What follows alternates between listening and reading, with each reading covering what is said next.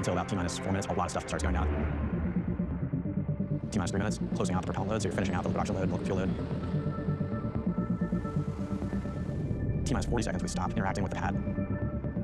The vehicle's just on its own. All right, attention all B-19 operators, this is the final go-no-go poll for today's operations. Our main objective today is a 10-engine static fire. Why 10 engines instead of all 33? This is the first V3 booster down at the pad right now, so there's a lot of stuff that can go wrong. If we do have a bad day, it limits the scope of the issues that we can have. This will be the highest chamber pressure we've ever seen on a vehicle at SpaceX, so definitely going to be a pretty spicy test today. And then you're counting down from T-40. T-4 on is when my heart rate really starts to tick up. And then we light the engines.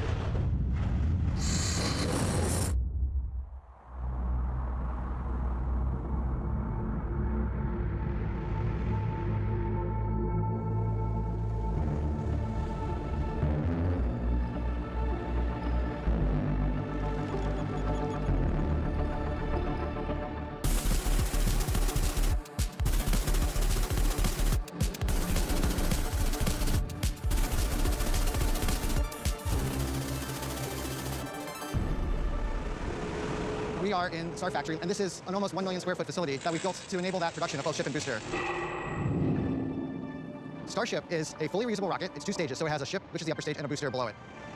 The booster accelerates the ship to get it going towards orbit. The ship is what actually goes into orbit. They take the people or the payload to wherever they're going.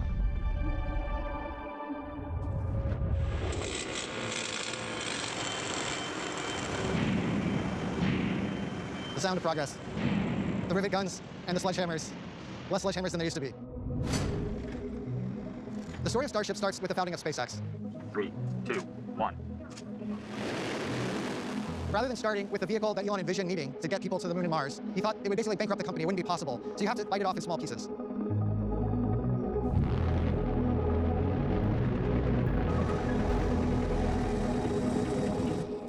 And so those pieces, which at the time did not seem small at all, were Falcon 1, Falcon 9, Dragon, both cargo and crew, Falcon Heavy. Falcon Heavy is supersonic. These were the building blocks that let us cut our teeth on learning how to do rockets. Not the way the aerospace industry had been doing it, but the way we needed to do it to end up here where we are today working on Starship.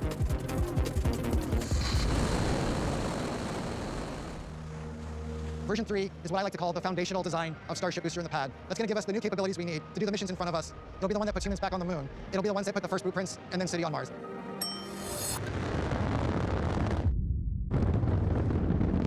Starship is giant, and that scale is not an accident. It's not to win some Guinness World Record prize, which we did for both the ship and the tower. It's because we need that size to do the things we dream of doing with it.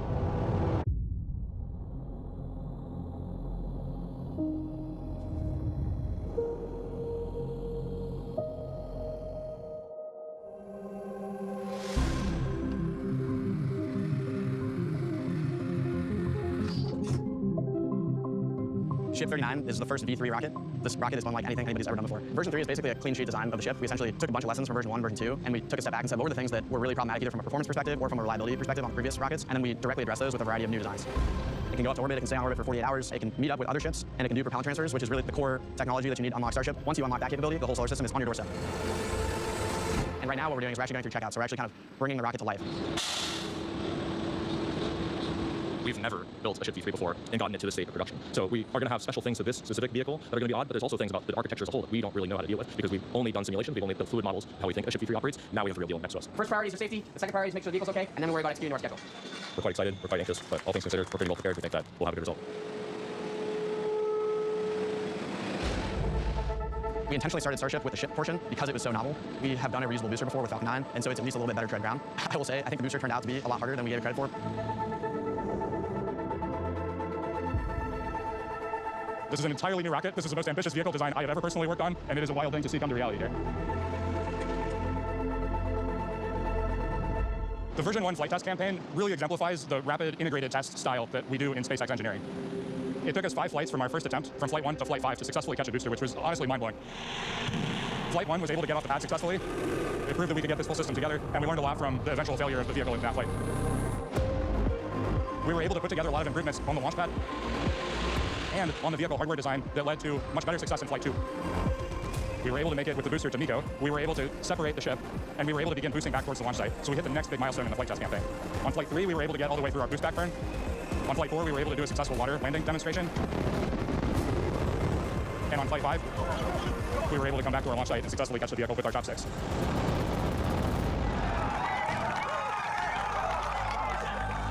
to be able to go fly that and have complete mission success at that point of we got the payload to orbit and we landed that rocket was incredible. I'm getting goosebumps talking about it now.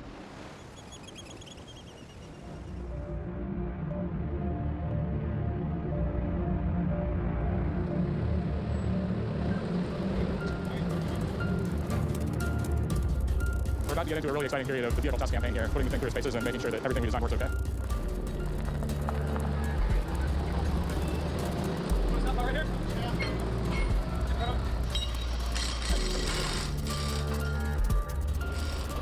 We get all of the pieces of the system working together for the first time, and if we're going to learn anything from that, we'll learn it as quickly as we possibly can.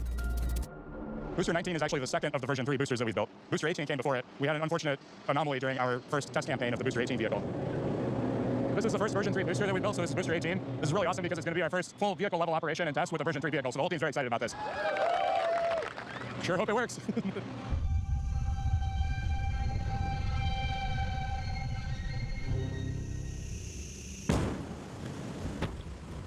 When we were pressing the nitrogen system, we had an explosion that took out the rocket, and thankfully we had designed that test to be safe. If something like that happened, we did not have propellants or reactive things on the vehicle, and so the test site incurred very little damage, and of course nobody was hurt in the incident.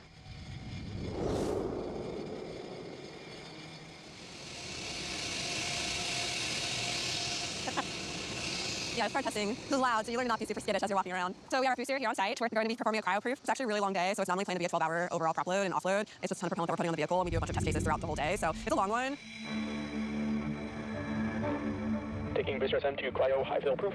Cryo-proof is the first time you actually put propellant onto the vehicle. The liquid propellant that we're putting on, it does get pretty cold, generally in the 80 Kelvin range. We want to test like you fly and fly like you test. No 70% percentage. Confirm. And go ahead to full cryo now. There is definitely nothing like a late night with your team in the control room. It's one of those milestones where you're like, wow, if I can load a rocket, this is amazing. The FHD looks pretty stable. Let's go ahead and get booster configured for offload. Copy.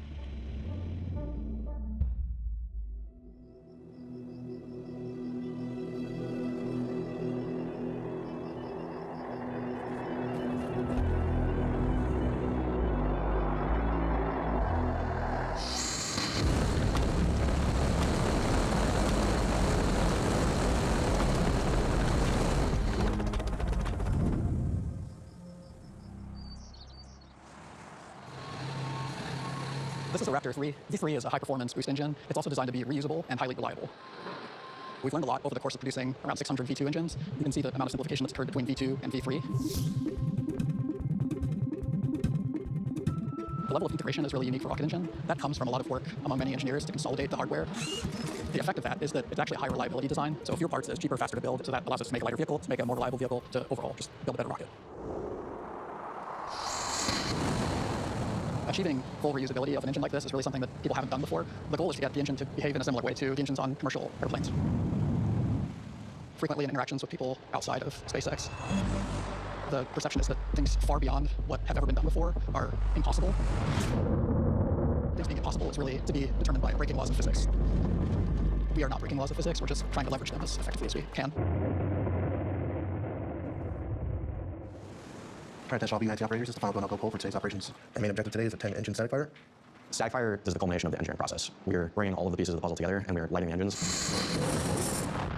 And if you make it through that, you have pretty good confidence that you're in a good position to go fly. Abort. Well, LB1 looks like we kicked out into 2 combustors from Apex Bank being faulted. Looks like we have to end time of 2.135 seconds. We successfully lit all 10 engines. They were ramping up to power. Everything was looking good, stage and engines combined. However, there was a pad side abort called. So what that means is some sort of sensor tripped, and from there we command a fast shutdown. It was a hard one, and especially since we had to drop all the engines afterwards, and thankfully 10 of them were salvageable, which is good. We saw some data right after static fire that showed about half the engines had what looked like mechanical damage, basically as a result of the really fast shutdown. So we brought the booster back to Mega Day. We then decided to remove all 10 engines from the booster so that we could troubleshoot and understand what's going on those 10 while still making progress on B19 by backfilling engines from B20. All right, attention operators on LBN1. Today's main objective is a 33-engine static fire on B19. Okay, go-no-go poll coming up in 1 minute. So we're doing our static fire today with all 33 engines. This is the final go-no-go poll for today's operations. Flight software. Go. AY. Go. Raptor. Go. Stage. Go. CE. Go. GC2. Go. GC1. Go. FC1. Go. 2 10, 9, 8, 7, 6, 5, 4, 3, 2, mission. Wow.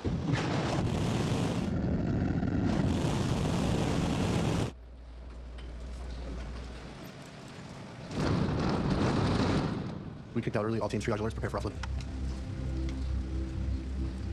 Today we aborted our second attempt of the D-19 full count side fire. We actually had another pad abort on the diverter. We made the engine startup and then ultimately lost some of our sensors on one of the ramp manifolds. It basically said that the manifold pressure was lower than we believed that it probably was, and it kicked us out at T plus 1.88 seconds.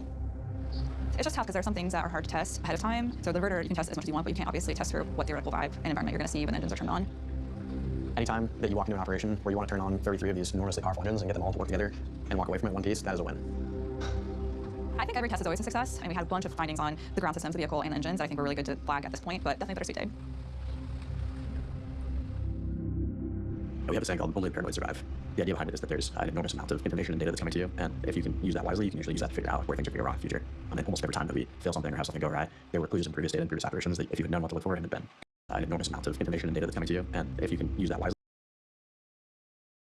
you can usually use that to figure out where things are going to go wrong in the future. And almost every time that we fail something or have something go awry, there were clues in previous data and previous operations that if you had known what to look for and had been good enough and paranoid enough to do so, could have found it there.